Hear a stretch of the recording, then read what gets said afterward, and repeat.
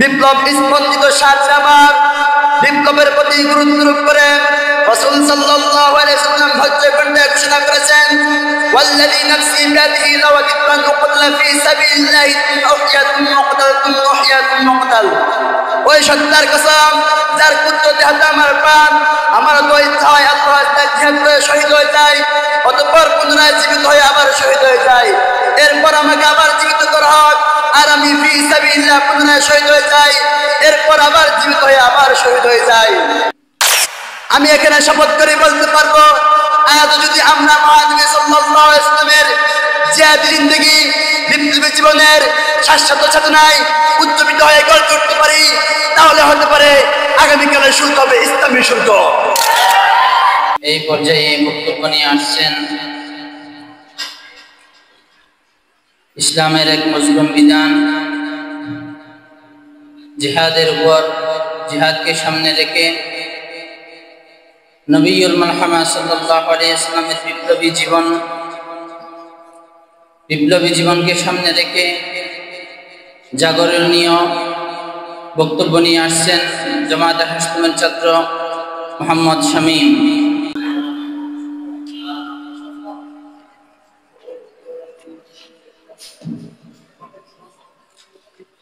السلام عليكم ورحمة الله وبركاته. الحمد لله وكفى وسلام على عباده الذين اصطفى. أما بعد فقد قال الله تعالى: يا أيها النبي حرض المؤمنين على القتال. وقال رسول الله صلى الله عليه وسلم: الجهاد مازن إلى يوم القيامة. চট্টগ্রাম নওজান থানার অন্তর্গত মাওলানা আব্দুল কাদের রহমাতুল্লাহি আলাইহি প্রতিষ্ঠান লামরাট হুসাইনিয়া মাদ্রাসার কর্তৃক আয়োজিত আজকে এই বার্ষিক সেমিনারে উপস্থিত সম্মানিত সভাপতি ও বিজ্ঞ বিচারক মহোদয়, আরো উপস্থিত জাতির মাতার মুকুট আমার শ্রদ্ধেয় উস্তাদ, সম্মানিত শিক্ষক মন্ডলী, আমার সামনে উপবিষ্ট সবুজ বাংলার প্রত্যন্ত অঞ্চল থেকে আগত আলেম বিবেচক তলবে আলেম ভাইয়েরা ও আমার প্রান্তীয় শ্রোতাবৃন্দ, সকলকে জানাই আমার পক্ষ থেকে শুভেচ্ছা ও অভিনন্দন। প্রিয় উপস্থিতি, আজকে আমার আলোচনার বিস্তারিত বিষয়বস্তু হলো নবী করিম সাল্লাল্লাহু আলাইহি ওয়াসাল্লামের বিপ্লবী জীবন। সময়ের সংক্ষিপ্ত পরিসরে উক্ত বিষয়ের উপর কিঞ্চিত আলোকপাত করার প্রয়াস করব ইনশাআল্লাহ।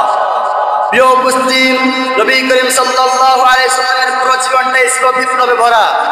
তিনি নীতিগতভাবে ছিলেন বিপ্লবী, তাই নবী করিম সাল্লাল্লাহু আলাইহি ওয়াসাল্লামকে মাদানী জীবনে মাত্র 10 বছরে নিজ হস্তে পরিচালনা করতে হয়েছে 36টি সশস্ত্র গজওয়া, প্রেরণ করতে হয়েছে প্রায় 80টি অধিক সারিয়া। এই বিপ্লবের কারণে রাসূল সাল্লাল্লাহু আলাইহি ওয়াসাল্লামের ধাত মুবারক শহীদ হয়েছে, রক্তে রঞ্জিত হতে হয়েছে অবিস্মরণীয় উহুদ যুদ্ধে। ইসলামী বিপ্লবের উদ্দেশ্যে রাসূল সাল্লাল্লাহু আলাইহি ওয়াসাল্লামকে লং মার্চ করে যেতে হয়েছে। প্রচন্ড গরম খেজুর পাকার মৌসুমে 350 মাইল তাবুক মানে। শুধু তাই নয়, এই বিপ্লবের কারণে রাসূল সাল্লাল্লাহু আলাইহি ওয়াসাল্লামের চলার পথে কাঁটা বিছানো হয়েছে এবং রাসূল সাল্লাল্লাহু আলাইহি ওয়াসাল্লামের গলায় উটের খুঁটি রাখা হয়েছে। বিপ্লব স্পন্দিত সাথে আমার বিপ্লবের প্রতি গুরুত্ব আরোপ করে রাসূল সাল্লাল্লাহু আলাইহি ওয়াসাল্লাম ভদ্র কণ্ঠে ঘোষণা করেছেন, ওয়াল্লাযী নাফসি বিয়াদিহি লাও আদিতু আন উকতালা ফী সাবিলিল্লাহি উহইয়াতুন মুকতাল। ওই সত্তার কসম যার কুদরতে হাতে আমার প্রাণ, আমার তো ইচ্ছা হয় আল্লাহ রাস্তায় জিহাদ করে শহীদ হয়ে যায়, অতঃপর পুনরায় জীবিত হয়ে আবার শহীদ হয়ে যায়। এরপর আমাকে আবার জীবিত করা হোক, আর আমি ফী সাবিলিল্লাহ পুনরায় শহীদ হয়ে যাই, এরপর আবার জীবিত হয়ে আবার শহীদ হয়ে যাই। সিরিয়াত ও ইতিহাস গ্রন্থে লেখা আছে, রাসূল করিম সাল্লাল্লাহু আলাইহি ওয়াসাল্লামের মুখে জিহাদের ফজিলত শুনে জান্নাত সাহাবীগণ জিহাদের ময়দানে ঝাঁপিয়ে পড়েছিলেন, অসুস্থ রুগ্ন সাহাবীরা ঝাঁপিয়ে পড়েছিলেন। এমনকি আমার ইবনে আজম মুসলিম কোরআন, কিন্তু যখন তিনি রাসূলের বিপ্লবী কণ্ঠে জিহাদের আহ্বান শুনলেন, তিনিও যুদ্ধে যেতে মরিয়া উঠলেন। কিন্তু তার ছেলে তাকে পানি দিয়ে বলল, আপনি অসুস্থ পঙ্গু, জিহাদ আপনার জন্য ফরজ হয়নি।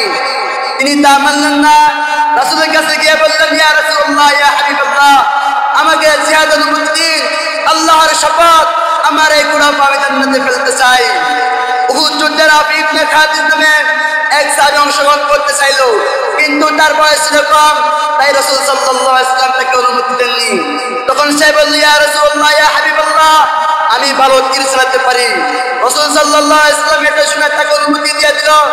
এটি শুনে তার বন্ধু সামুরা কাঁদতে কাঁদতে অভিযোগ করলো, ইয়া রাসূলুল্লাহ, ইয়া হাবিবাল্লাহ, আমাকে কেন অনুমতি দেওয়া হবে না, অথচ আমি রাফিকে কুস্তিতে হারিয়ে দিই। এরপর বাধ্য হয়ে রাসূল সাল্লাল্লাহু আলাইহি ওয়াসাল্লাম তাকে অনুমতি দিয়ে দিল।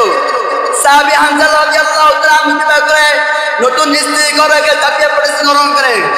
বলতে গেলে শেষ হবে না, বিপ্লব ও জিহাদ সম্পর্কে সাহাবীদের বহু ঘটনা রয়েছে। মোট কথা রাসূল সাল্লাল্লাহু আলাইহি ওয়াসাল্লামের বিপ্লবী জীবন নির্ভীক আদর্শকারী।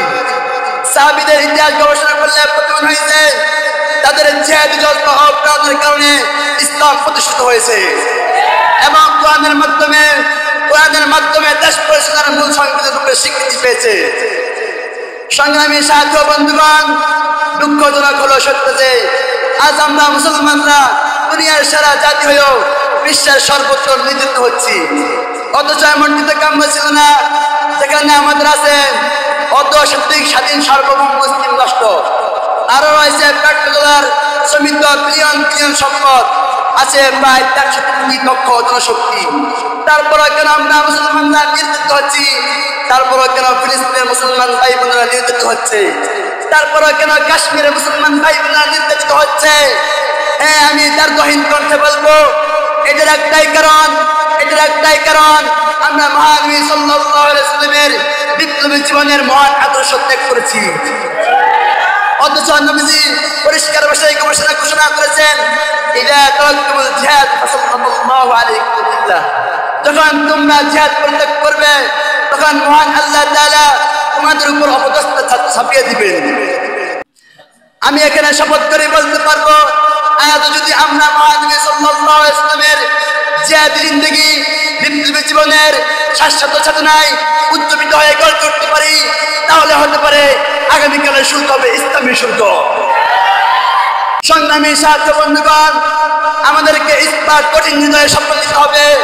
প্রয়োজন হলে আরেকটি বদর করব, দরকার হলে আরেকটি উহুদ কায়েম করব। শুধু তাই নয়, যদি প্রয়োজন হয় আরেকটি কারবালার সৃষ্টি করব। তবুও সারা বিশ্বে খাঁটি ঈমান আমল ভিত্তিক ইসলামী বিপ্লব কালিমার নিষেধ উড়াবো। আমি আমার গুরুজনদেরকে বলতে চাই, আমাদেরকে জিহাদের জন্য অনুমতি দেওয়া হোক। আমরা বাংলার মুসলিমরা, বাংলার তৌহিদি জনতারা সর্বক্ষণ যুদ্ধের জন্য প্রস্তুত আছি। রক্ত যখন দিয়েছি আরো দিব, তবুও সারা বিশ্ব থেকে সাম্রাজ্যবাদীদেরকে চিরবিদায় করে থাকবো ইনশাআল্লাহ। বিপ্লব মানে জীবন দেওয়া, বসে থাকা নয়, সে কোনদিন আসবে না রে করো যদি ভয়। বিপ্লব মানে জীবন দেওয়া, বসে থাকা নয়, সে কোনদিন আসবে না রে করো যদি ভয়। আসবে বিজয় রক্ত আর জীবনের বিনিময়, আসবে বিজয় রক্ত আর জীবনের বিনিময়। বিপ্লব মানে জীবন দেওয়া, বসে থাকা নয়, সে কোনদিন আসবে না রে করো যদি ভয়। বিপ্লব মানে জীবন দেওয়া, বসে থাকা নয়, সে কোনদিন আসবে না রে করো যদি ভয়। লড়াইয়ের ওই ময়দানে যেতে তোমাকে হবে, প্রয়োজনে সব রক্তটুকু জমিনে ঢেলে দিবে।